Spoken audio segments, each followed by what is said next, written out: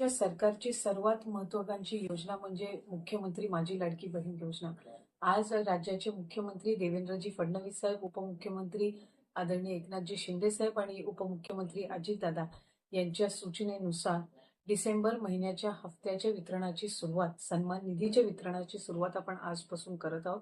आज डिसेंबर महिन्याचा हफ्ता वितरित करत असताना यामध्ये 2,34,00,000 महिलांचा समावेश तर आहेच, पण ज्या महिलांना आधार सीडिंगमुळे लाभापासून वंचित राहावं लागत होतं, त्याच्यातल्या सुद्धा ज्यांची आधार सीडिंग झालेली आहे त्या लाभार्थ्यांना सुद्धा आज आपण लाभाच्या वितरणाची सुरुवात सन्मान निधीची करत आहोत.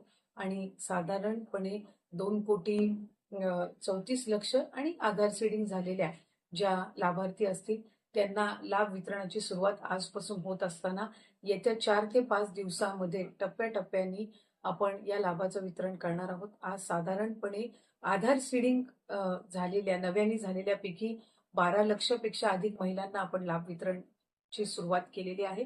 67 लाखापेक्षा अधिक महिलांना आज आपण पहिल्या दिवशी लाभ वितरित करत आहोत.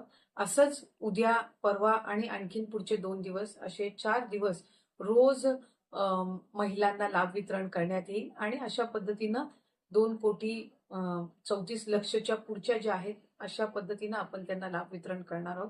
त्यामुळे अधिकाधिक महिलांना हा जो सन्मान निधी आहे तो येत्या 3-4 दिवसाच्या कालावधीतच पोहोचणार आहे.